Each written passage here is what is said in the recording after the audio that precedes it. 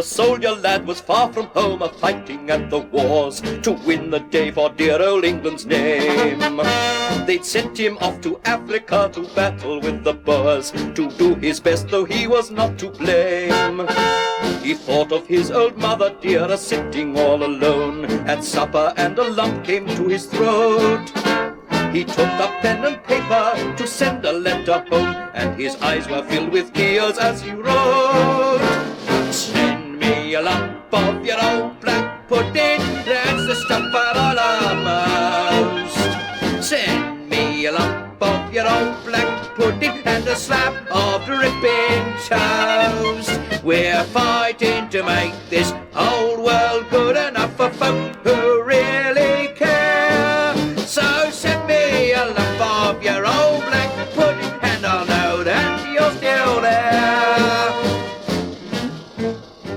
A Scottish lad was over there and he was fighting too, and thinking of his homeland far away. He thought of all the things his darling Maggie used to do as they wandered through the heather on the brae. And then a dreadful longing seemed to fill his Scottish heart as he pictured Maggie sitting by the fire. And he wrote these simple words to her, although we're far apart, there is really only one thing I desire. Send me a lump of your dear old haggis, that is what I'm craving for the new. If I could just get my hands on your dear old haggis, I would know that you're still true. I've never seen a haggis like my sweet young Maggie, and although I'm far from him, just send me a lump of your dear old haggis, and I'll know you feel the same.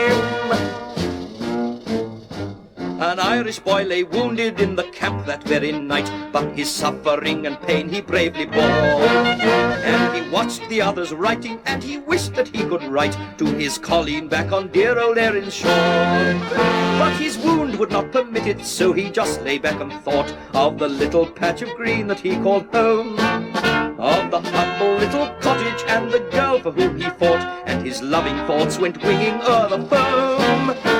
Send me a parcel of Irish stew, dear, wrap it up and send it piping hot.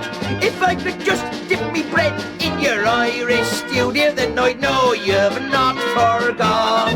There's nobody nearly as good as you, dear, with your taters and your meat. So send me a parcel of Irish stew, dear, and me life will be complete. They're fighting to make this old world good enough to live in side by side.